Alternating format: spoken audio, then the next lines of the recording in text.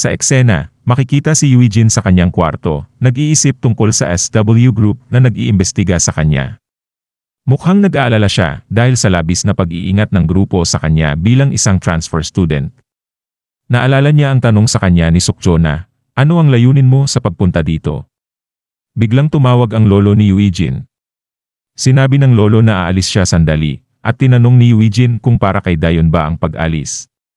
Sumagot ang lolo na hindi lamang para kay Dayon, kundi kailangan din niyang maglakad-lakad paminsan-minsan. Ngumiti lang si Eugene pagkatapos ng usapan nila ng kanyang lolo. Sinabi ni Eugene na siya na ang pupunta para kay Dayon. Tumanggi ang lolo at sinabing kaya niyang gawin ito. Pero ipinaliwanag ni Eugene na may pasok sa madaling araw ang lolo kaya mas mainam na siya na lang ang pumunta. Dagdag pa, kailangan din niyang bumili ng ilang bagay sa tindahan, kaya isasabay na niya ang pag-uwi kay Dayon. Tinanong siya ng lolo kung gusto niya ng baon, pero sinagot ni Eugene na okay na siya, may natitira pa siyang pera. Bago siya umalis, pinayuhan siya ng kanyang lolo na mag-ingat, na sinuklian niya ng isang ngiti. At lumipat ang eksena sa lugar kung saan naroroon si Dayon at Yuna. Tinanong ni Dayon si Yuna kung natutunan ba niya ang kanyang mga kaalaman habang nasa Amerika. Sinagot ni Yuna na ang lugar na pinuntahan niya ay nagbibigay ng malaking importansya sa pag-aaral pagkatapos ng klase. Nagsimulang mag-usap sila tungkol sa presyon ng pag-aaral. Tinanong ni Yuna si Dayon kung naisip na ba niyang mag-aral sa ibang bansa, lalo na't maraming high school students ang nag-iisip tungkol dito ngayon. Sinabi ni Dayon na hindi pa niya ito naisip. At mahal ang gastusin at kailangan niyang iwanan ang kanyang lolo na may problema sa kalusugan.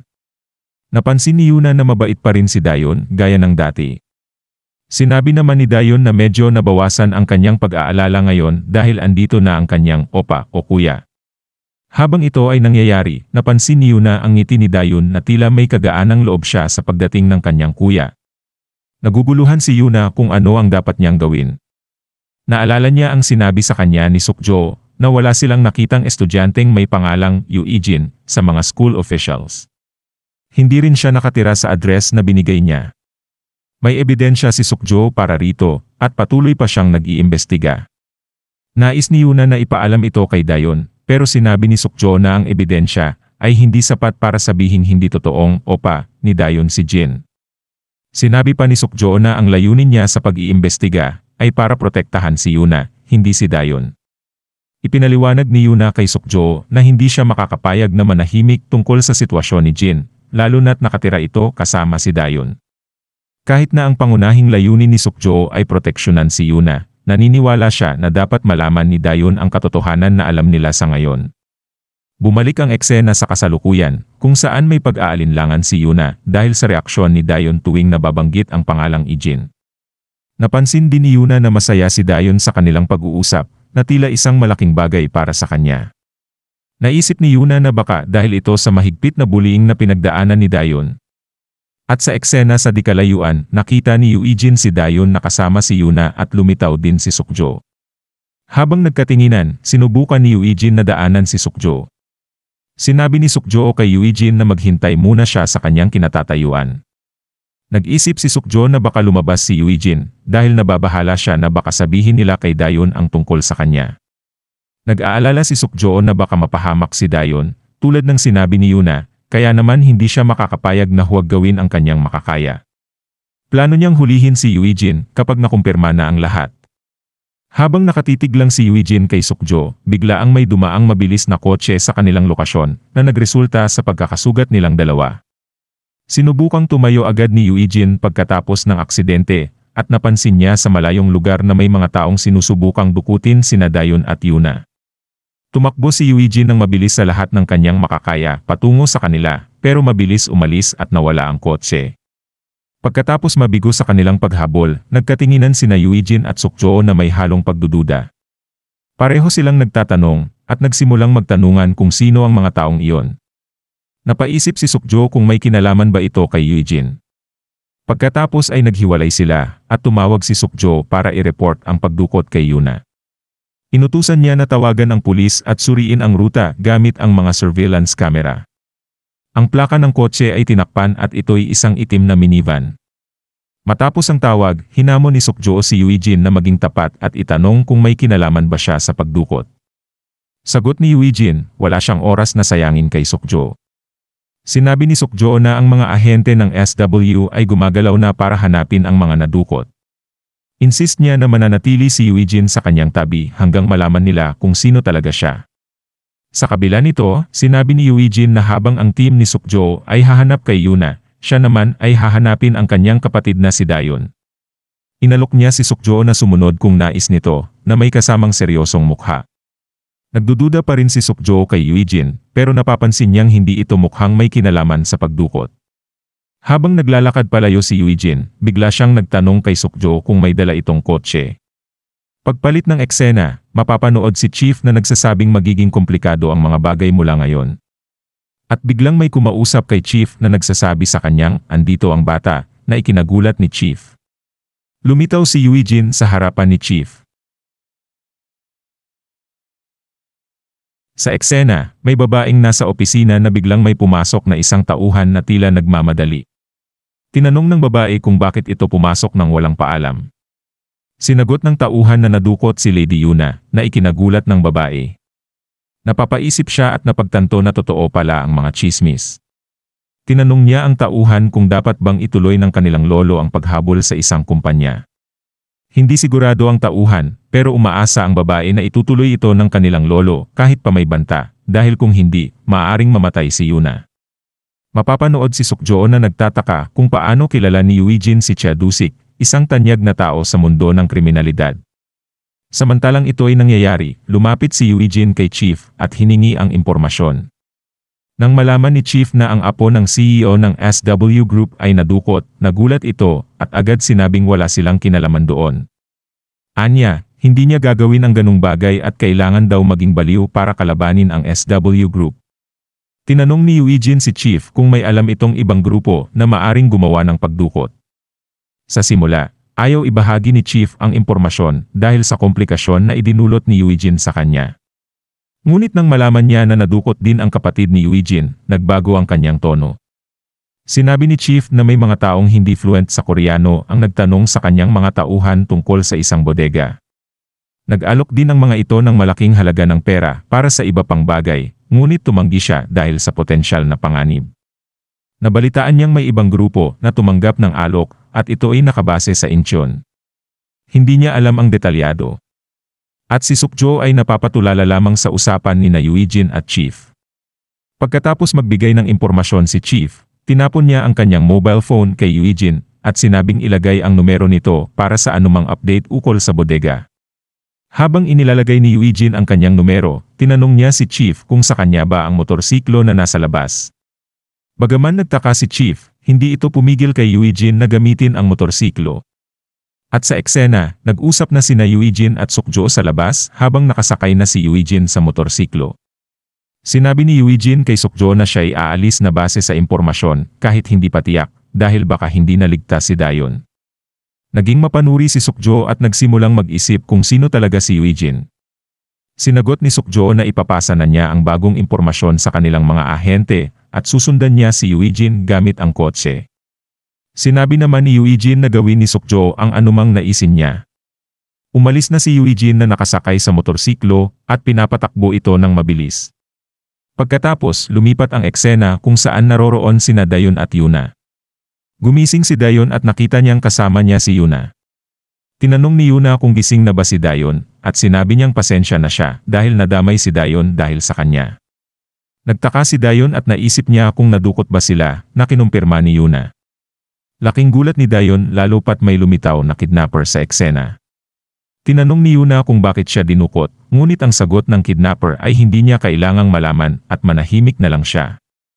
Iniisip ni Yuna kung gagamitin ba siya ng mga kidnapper para makakuha ng kahit ano mula sa SW o sa kanyang lolo.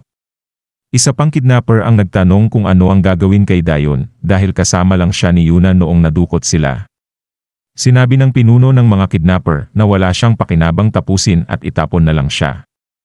Sa puntong ito, nagalit si Yuna at sumigaw, sinabing hindi niya hahayaang may mangyaring masama kay Dayon. Sinabi ni Yuna na kakagatin niya ang kanyang dila para patayin ang kanyang sarili, upang hindi matupad ang plano ng mga kidnapper. Tinawag ito ng leader ng mga kidnapper na bluff o panlilinlang, pero tinutuon ni Yuna at kinagat ang kanyang dila, lumabas ang dugo mula sa kanyang bibig. Nagulat ang leader ng mga kidnapper at naisipang bigyan si Yuna ng oras. Tinanong ng isa pang kidnapper kung ano ang susunod na hakbang. Sinagot ng leader na iwanan muna si Dayon at asikasuhin siya mamaya. Inutusan niya ang kanyang mga kasamahan na takpan ang mga bibig ni Yuna at Dayon para hindi sila makapagsalita o makapag-ingay. At sa eksena narating na ni Eugene at Sukjo ang lugar kung saan may posibilidad na naroon ang mga kidnapper. Tinanong ni Sukjo kung doon nga ba, at narinig nila ang mga tao mula sa malayong distansya. Napansin ni Sukjo na may katotohanan ang impormasyon ni Eugene. Ayon sa mga ahente, patungo sa direksyong iyon ang kotse na nakuha mula sa surveillance camera.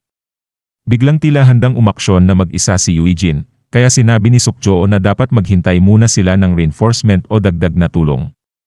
Pero iginiit ni Eugene na wala ng oras si Dayon, kaya't medyo na-shock at tumigil na lang si Sukjo. Nagpa siya si Eugene na kumilos na. Hinintay niya ang tamang pagkakataon at nang pumasok ang isa sa mga bantay sa isang makitid na lugar, agad niyang itinumba ito ng tahimik at itinago ang katawan sa isang lugar na hindi madaling makita. Habang ginagawa ito ni Eugene, napansin ni Sukjo na sanay si Eugene sa ganitong klase ng aksyon. Nagsimula siyang magtaka kung sino talaga si Eugene. Sa kanyang tanong, sumagot si Eugene na isa lang siyang simpleng kaklase, na lalong nagpagulo sa isipan ni Sukjo habang naghahanda na si Eugene sa kanyang susunod na hakbang. Sa eksena, ang tauhan ay nasa lugar ng lolo ni Yuna. Ang isang miyembro ng personnel ay nag-uulat sa lolo ni Yuna tungkol sa mga hinihiling ng mga kidnapper. Ang mga kidnapper ay nagnanais na kanselahin ng lolo ni Yuna ang kanyang kamakailang negosyo. Tinatanong din ng lolo ni Yuna ang tungkol sa escort team, at sinabi ng personnel na inaasahan nilang darating ang team sa lokasyon sa loob ng 50 minuto. Sa eksena, sa lugar ni Eugene at Sukjo. Dalawang tao ang nagbabantay sa labas at nag-uusap. Nagrereklamo ang isa sa kanila kung sino ba talaga ang dalawang taong ito na pinapagawa sa kanila ng ganitong trabaho. Sumagot ang isa na wala silang kailangang malaman at dapat lang nilang gawin ang kanilang trabaho. Biglang may malakas na tumama sa ulo ng isa sa mga nagbabantay at naging sanhi ng pagbulagtan nito, ngunit sinubukan pa rin ito na tingnan kung ano ang nangyayari at nakita niya si Eugene na hawak ang kanyang kasamang nawalan na ng malay at agad naman napansin ni Eugene ang natitirang bantay na may malay pa at agad siyang kumilos at nagbigay ng mabilis na sipa para patumbahin ang lalaki. Matapos patumbahin ang mga bantay, nag-usap sina Eugene at Sukjo. Tinanong ni Eugene si Sukjo kung ilang tao na ang kanyang napabagsak. At nang nasagot ni Sukjo si Eugene, sinabi naman ni Eugene na may kabuuang 14 na tao ang kanilang napabagsak.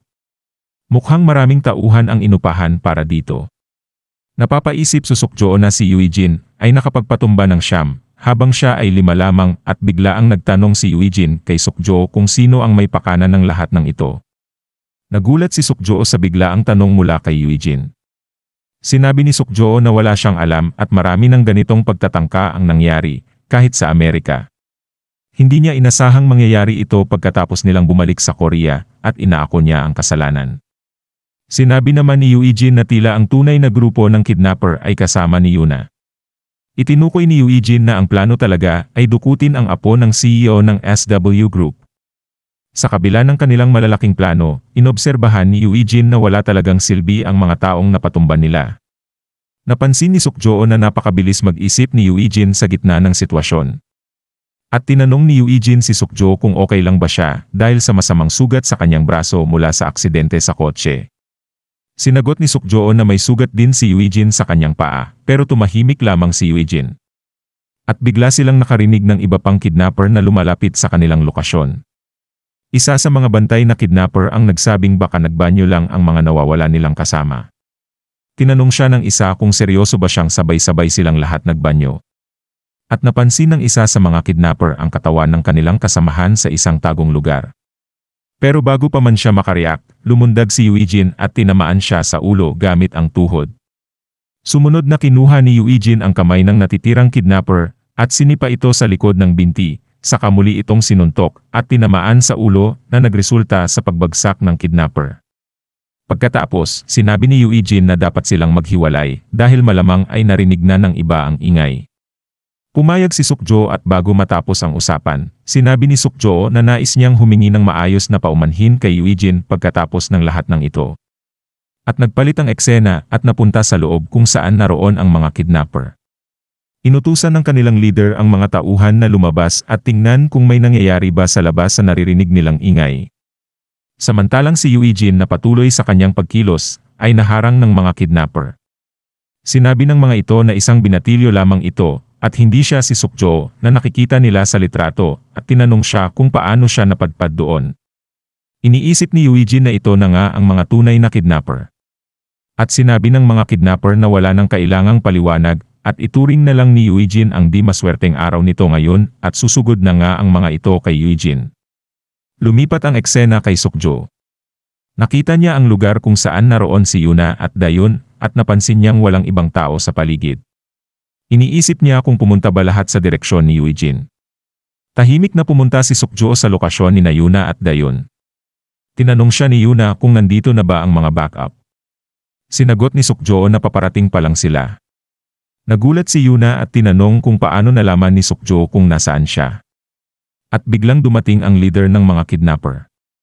Kinilala niya si Sukjo mula sa SW at sinabing siya ay isang malaking abala dahil palaging kasama ni Yuna. Hinamon niya si Sukjo at sinabing malaking pagkakamali ang pagpunta nito ng mag-isa. Sinimulan ng isa sa mga kidnapper na atakihin si Sukjo pero mabilis itong umiwas.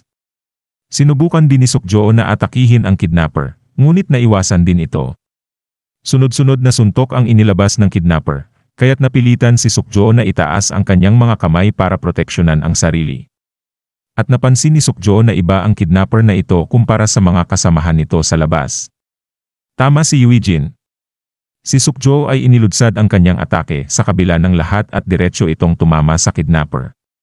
Sinundan niya ito ng isang suntok sa tagiliran na naramdaman at ikinagulat ng kidnapper. Para sa huling banat, binigyan ni Sukjo ng mabilis na sipa sa ulo ang kidnapper. Kahit na ganito, nanatiling buo ang kamalayan ng kidnapper at sinubukang umatake, pero nahuli ni Sukjo ang kamao ng kidnapper at inikot ito patungo sa likod at pinaluhod niya ito. Pinapanood lamang ng leader ng mga kidnapper ang nangyayari. Sinabi niya kay Sukjo na kahanga-hanga ang kanyang kakayahan dahil sanay siyang maging bodyguard mula pagkabata.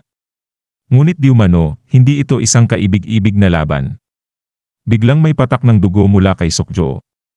May sugat siya mula sa isang kutsilyo na biglang lumitaw sa kamay ng kanyang kalaban. Tinanong ng leader ng kidnapper kung bakit siya nagulat, iniisip ba niyang lalabanan siya ng walang armas. Inutusan niya ang kanyang kasama na tapusin na ang laban kay Sukjo bago dumating ang escort team. Itinuloy ng kalaban ni Sukjo ang pag-attack gamit ang kutsilyo. Kahit na umiiwas si Sukjo, nahihirapan siyang kumilos dahil malalim ang unang sugat na natamo niya. At ang leader ay biglang naisipang asikasuhin na rin si Dayun. Napansin ito ni Sukjo at nagulat at natakot sina Dayun at Yuna. Biglang may kutsilyo na lumitaw, parang ibinato ng leader. Nagdulot ito ng pagtulo ng dugo at gulat kina Dayun at Yuna. Sa huli, tumakbo pala si Sukjo para harangin ang kutsilyo at siya ang nasaksak sa likod na nagpabagsak sa kanya. At sinabi ng leader ng kidnapper na baliw si Sukjo at inutusan na lang ang kanyang kasama na patayin na ang dalawa maliban kay Yuna. At biglang dumating si Eugene mula sa labas at pinapakita sa eksena na mukhang madali niyang natalo ang lahat ng mga kidnapper sa labas. At dito na po muli natatapos ang yugtong ito. Maraming salamat po. Huwag pong kalimutan mag-like at mag-subscribe para sa mga susunod na kabanata. Hanggang sa muli.